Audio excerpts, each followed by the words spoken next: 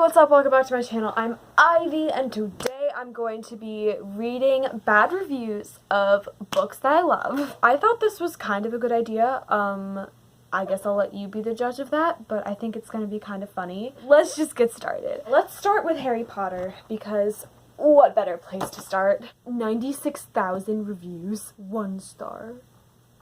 Here we go. Voldemort rated it 1 star. This is a disgrace to all purebloods. My head looked quite dashing on that strange professor's head. If only I could have extended my stay. Harry Potter, this is not over yet. That's amazing. Oh my god. I love that. You're a wimp, Harry. Also, spoiler alert for Harry Potter if you haven't read it. Harry is the perfect bland character that the reader can feel at home with. He does not have any talents that anyone would be jealous of or feel threatened by. He is not overly attractive, tall, muscular, athletic, intelligent, coordinated, or over-the-top, brave, confident, knowledgeable, or talented. A little repetitive. In fact, he doesn't have any hobbies or interests to speak of when he is first introduced. He is completely and totally average. Is that a problem? The point is to take an average kid and then make him not average. How is he supposed to have hobbies when he's stuck in the cupboard? I'm just gonna get so mad and it's gonna be hilarious. Okay, but here is the kicker.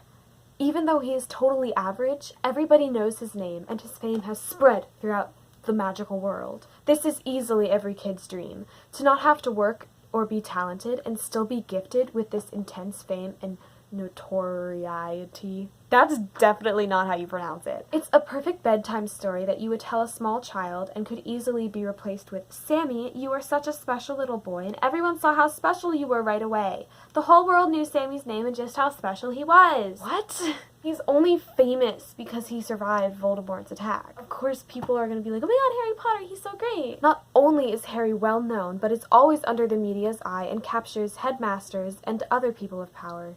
Interest. First of all, grammar, please. Second of all, he's not always under the media's eye. The camera angle probably changed because I had some technical difficulties. Oh, hi. Excuse me, sir.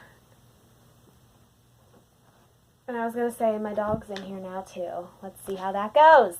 Alright, bye. Harry's character reaches into the childish need of people to be recognized for their talents that they already possess, not for working hard or striving for improvement of these talents. We want to be praised for just being ourselves. Harry can also do whatever he wants and go into blocked off areas of campus. This feeds another childish need, the need to explore and be bad and see if you will get reprimanded. Well, of course it's childish. He's freaking 11! However, Harry is never reprimanded. In fact, he is praised for his behavior. Well, yeah, because he freaking beats Voldemort! He is so special that even when he is being bad and not following the rules, it's because he has picked up clues that no one else but him, a child, can see.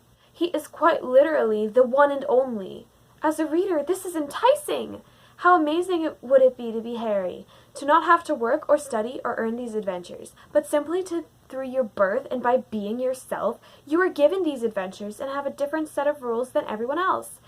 As Harry, you are prized and one of a kind. Okay, first of all, he's not special just because he was born. That's false. Second of all, don't you want to be praised for being yourself? However, everyone has to experience some hardship, and Harry is given his by being left as an orphan. Another childish dream come true. Who needs nasty parents that always ruin your fun? Naturally, this works out for Harry. It gives him a pitiful, depressive attitude and buckets of money. Now he has money, no one to stop him or set rules for him as he goes gallivanting off to fight the big evil. They really need to work on their grammar. I'm putting this much effort into a review. At least go back and, fix it. It also gives him a chip on his shoulder that the reader can sympathize with. Without this sympathy, Harry would just be an average kid who won the lottery and got to practice magic at a cool school. But since he is an orphan that won the lottery and practices magic, the reader feels bad for him and works even harder to like him and feel connected to him.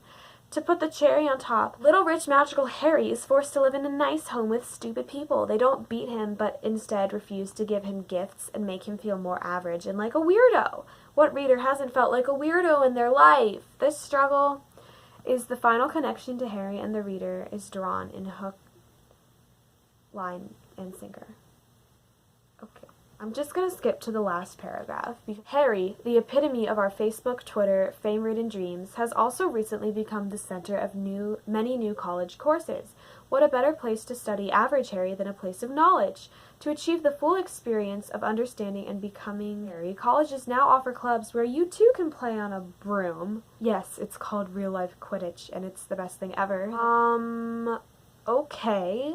That was an interesting experience. Moving on to Simon vs. the Homo Sapiens Agenda by Becky Albertalli. This book was ... readable. That's probably the only positive thing I can say about it. It was neither well nor badly written, nor was it interesting or boring. If I had to describe this book as a color, it would be gray. Nothing special. Not much happened. And the things that did happen were uninteresting and mundane.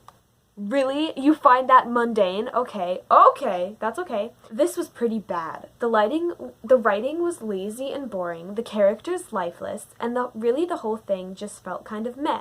The romance wasn't sweet, the friendship was kind of messed up, there was simply no saving grace in this book. Sorry that you feel that way, but I disagree with literally everything you just said. Let's move on to The Darkest Minds. If The Hunger Games brought back my faith in YA dystopia, Darkest Minds made me an atheist.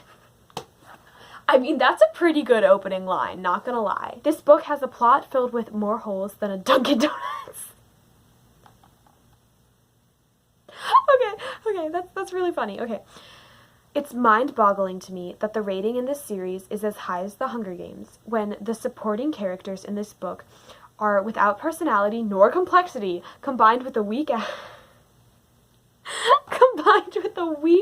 whiny wimp of a main character. There is some language in this. Not to mention, the majority of a book is a pointless snooze fest of a road trip. Okay, first of all, the characters are so great. The characters are some of the best characters I've ever read about, but that's okay. Let's for 1 minute talk about The Hunger Games. Okay, first of all, I mean, I get where you're coming from, but like, not every dystopian is The Hunger Games. Like, you can't just compare them all. The world is well developed, well thought out, and honestly, the best thing about that series for me lies in Katniss's personality and strength of character. Let's just forget Mockingjay ever happened, curls up into a ball and weeps. The events in this book just plain don't make any darn sense. And not as in the whole, what? There's no way hundreds of thousands of kids could just die out of nowhere and then some develop psychic powers. No. Believing that that event could happen is a willing suspension of disbelief, one that every reader accepts. This book had me in disbelief. Take, for instance, the whole, shoot, our kids are either dying or turning into the X-Men thing. Hundreds of thousands of kids are dying. The government's solution? Lock up the survivors who could be dangerous. What the frick? Why? I mean, because they are dangerous? Granted, the government isn't the most rational of entities, but let's think of it this way. To be a little cliched, the young is the future. There's a social security crisis right now because there are too many old people who need support and not enough of the working young giving tax dollars to support them. Same with developing countries. More young people equals more workers. Therefore, my reasonable mind comes up with these few questions. Why the frick is this government locking up the future? No kids means no population growth, unless you do mass test tube babies or something, and we ain't that advanced yet. Decline of a country. Yeah, I don't think our government is that stupid, or at least I hope not. I mean, if the kids have like crazy powers, then I understand why they would be locked up. 2. Why the frick is the government overreacting when they don't even know if these kids are dangerous? Actually, yes, they do. I mean, some of the oranges can read minds. I don't know about you, but that's pretty freaking useful. They should be training her for the freaking CIA, am I right? Best spy ever. But no! They ship them away and lock them up as dangerous. Doesn't make any freaking sense. Then, when the kids are in the camp, they just bend over and take it because they're poor little helpless kids. Not. Please. We saw one of the kids make a security guard shoot herself in the mouth. These kids are strong. They clearly have powers. Why just take the abuse when they can easily free themselves? Makes no freaking sense. Okay, they can't easily free themselves, because they can't, like, they're powerful, but not that powerful. Like, against machine guns, what are they supposed to do? And then there's Ruby. I hate Ruby so much. Her level of whine in this book made Katniss and Mockingjay look strong and tough in comparison. Again, comparing it to Hunger Games. Not every dystopian is the Hunger Games! Wah, wah, wah. Wah, wah, wah. I have strong superpowers. Wah, wah, wah. I'm a monster. Wah, wah, wah. I'm unnatural. Frick you. Okay, first of all, she has plenty of reasons to be upset and to whine because her life sucks, okay? She freaking erased her parents' minds. Why would you not whine about that? Maybe it's just me, but wouldn't having mental powers be the coolest thing in the world? Imagine the evil and havoc I could wreak. I want a character who embraces her own strength. I want a character who matures through her weakness. All Ruby ever does is whine, whine, whine. I'm sick of her pitiful, martyred mewlings. It's fine. People have different opinions than me. I don't know why I did this video and expected not to get mad. The bad guys have no personality. They have no complexity. They're there to abuse and hurt and nothing else. There is nothing human in them, and that's just unbelievable. This book was a waste of time. It was pretty funny the way it was written, but I do not agree with it at all. Wow. That is going to be it for today's video. Thank you so much for watching. I hope you enjoyed it, and I hope you have a great day, and I will see you next time with another video. Bye!